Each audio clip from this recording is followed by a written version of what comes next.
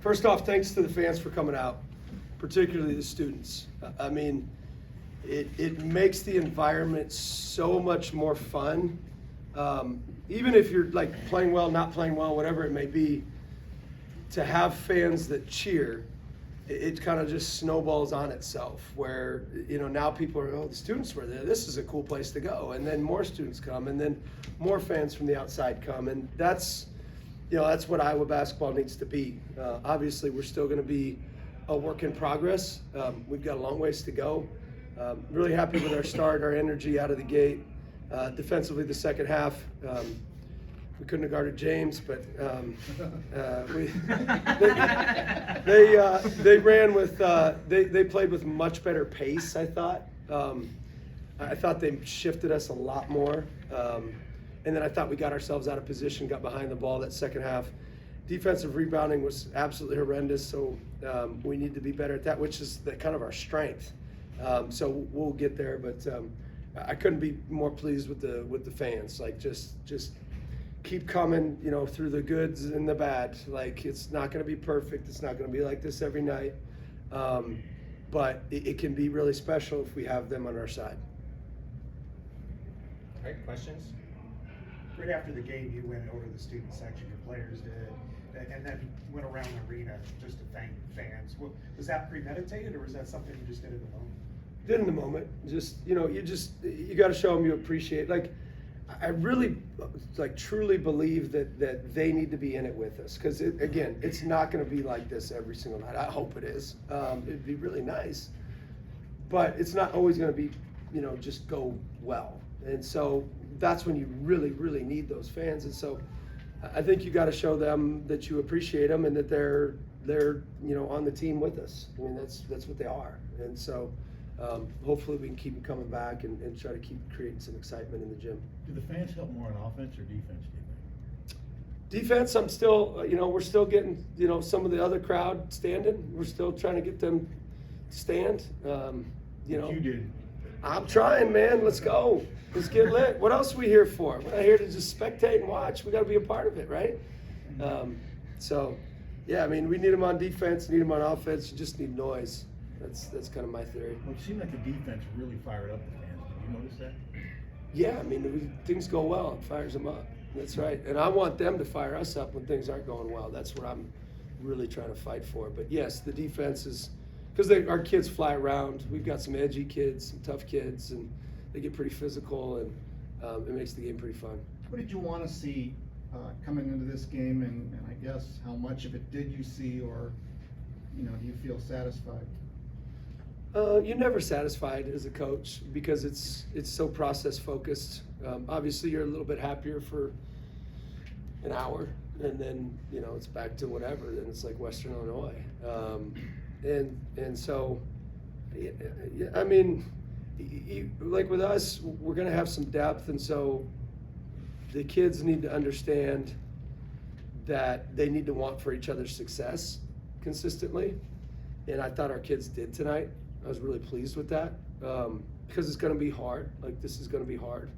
And it's going to be hard on people if they don't get to play 30 minutes one day and then the next they play 5. But I really was encouraged by those kids and how they wanted for each other's success. And that's a big deal in today's climate. What have Isaiah and Cooper done to earn those starting spots? Coop's obviously got length that can shoot. He's a good ball mover. He's very smart offensively. He's gotten considerably better defensively. Isaiah Howard, you said? Howard's just, he's half nuts. And so I like people that are half nuts because I'm fully nuts. So he just plays like we had a vote in the team, and there was 2 guys that I was like, okay, who if you're gonna just get a stop, who consistently do you think are the ones? And he was voted 1 and 2 with somebody else. So they just trust him. He just gives so much effort and energy. Is the rotation still a work in progress, or is that something we're going to see moving forward? Complete work in progress. Yeah, I didn't even know who was going to start an hour before the game, to be honest. It's a complete work in progress.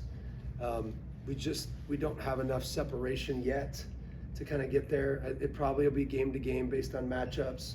But I thought everybody that came in played really well. With that being said, were you pleased to see with what you saw from your starting five? Just kind of take us through what you kind of saw from that first group. Well, some of those guys have played for me before, and so that's part of it too. Where Cam, T, Bennett, Isaiah Howard, like those guys have played for me, and I know, like I've been in battles with them, and so you kind of know what to expect. And the other part is if you start somebody too new and you start too many of them, and then you pull them out quick because they didn't start the way you wanted them to, it can kind of break their confidence. Whereas if those guys didn't start well, I just pull them out. They don't care. They know me, so it's fine. But you got to be careful how you manage some of this. And it's not perfect, and I'm not perfect, and it'll be some mistakes here. But tonight it was solid. You mentioned the defensive rebounding. Would you pinpoint any issues with that tonight?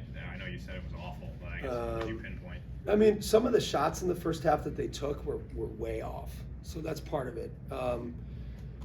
They just completely missed it, and so then like air balls or they bounce weird and that kind of thing. I thought they were a really good offensive rebounding team. They've always been that.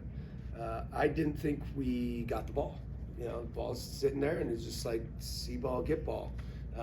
We really struggled with that tonight, and that's not what we generally do. So I'm not concerned with it. I just don't want it to happen again because I don't like it. Fans are just kind of obviously going to be starting to get to know this team, but I think one name they probably do know is Ben Sturge. So how important is it to have a star like that you can kind of that can play like he did tonight? Yeah, he's just we kind of have been through a lot, just from Division II to Division I to obviously Power 5 now, and so he kind of understands what we want.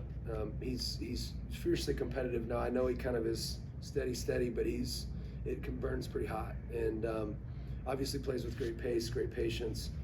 He didn't play great in a couple of the scrimmages, which was probably the best thing because we didn't scout him, and so he was able to learn and adapt and then perform tonight. But yeah, I mean, guys like him, that's what I always tell people, like guys like him make you look like you can coach. That's the beauty of good players that we always say. So get good players, it looks like you can coach. That's the trick.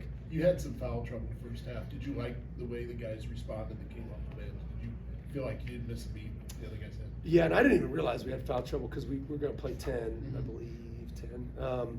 And so, that's the beauty of depth, and that's the beauty of guys stepping up and being ready to go. And who was in foul trouble? T. Cam, I think. Four guys. Cam's always in foul trouble. Gosh, he just walks on the floor and he's got 2 fouls. Is Hausen banged up, or was it more of a matchup thing tonight that he did? More matchup. Hausen's playing great. He's probably if he's not our hardest worker, he's one of our top couple workers. Anytime you come into a system, into a program, it's just different. It's just unique. But no, he's fine. He's been great. He did have that during the summer where he wasn't able to play all summer. So he's just catching up. But I thought he played great. He's a great leader. He's probably, if he's not our best leader, he's one of our best leaders. He's going to be just fine. Were you happy with Alvaro, how he played off the bench? Yeah. I was a little worried, wild man. I was a little worried. He didn't get too wild today. He was great. He was awesome. So he loves it. He plays with passion, and I love it. It's just sometimes you got to saddle him a little bit. But he was good tonight. Do you think, should fans expect like varying lineups and matchup-based decisions by you, and then how do you communicate that to your guys? Like, Hausen didn't play forever. Yeah. Like, I thought he was going to be a starter. Yeah. That's going to be the hard part for our guys. Yeah. That is going to be hard. That's why you have to want for somebody else's success. I think there's going to be games where we need a lot of shooting, and we played a lineup late where we had 5 shooters on the floor with Trevin, Alvaro, Bennett, Brendan, and somebody else, Tate maybe, and we played 5 shooters. And there's going to be games we need to do that, and then there's going to be games you can play guys that can shoot, but they're not going to just completely space the floor. And so you just have to play a variety of different ways, and we've got the benefit of it. But if guys can keep down the path of like buying into that, we could have, we can be pretty good. But if they don't want to buy into that, then it's not gonna work. Is Trey Thompson, was that just coach's decision, or is he doing with anything health-wise? Yeah, coach's decision. Sometimes in those, again, he missed the whole summer too. Trey's good. Trey's gonna be. I mean, I would be surprised if he's not an all Big Ten player by the time it's all said and done. Trey's really good. Anytime you come in, it's hard to catch up to the defense, and he's getting there. He's good offensively. He's fantastic.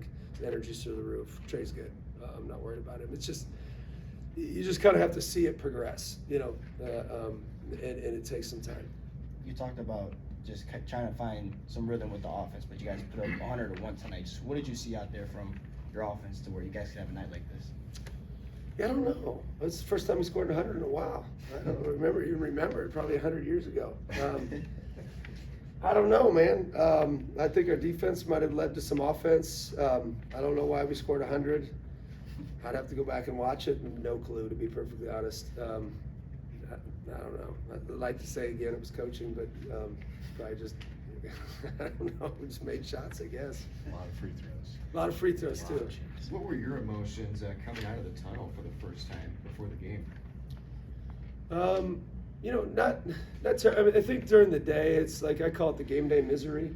Like you're just miserable on game day because you're like overthinking a bunch of things.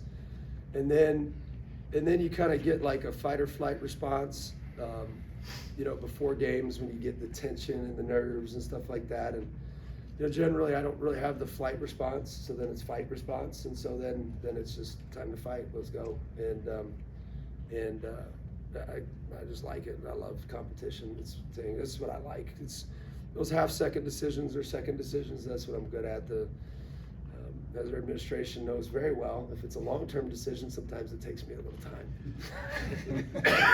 Bennett couldn't No remember. comment, Matt. What about, just your own emotions for, this is your first game as coach of the Iowa Hawkeyes, you grew up rooting for this team in the state. I mean, did you ever take a minute to just kind of soak it all in, whether it was during the day, when you walked out in warm-ups, or heard your name called for the first time? Yeah, probably not. I think it is special.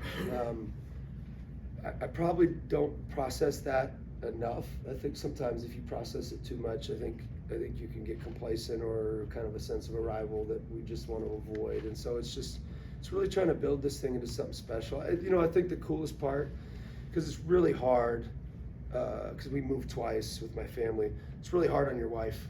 It's really hard on your kids. And so to kind of get to that game was good for them. Good for my son Peyton, my son Tate, my daughter Grace, and obviously my wife Michelle, because they do a lot of sacrificing. So that's probably the most special part of the moment is like, they get to be a part of that, and it's cool. It's arrived, and now it's on. All right, Thank you. Thanks, Coach.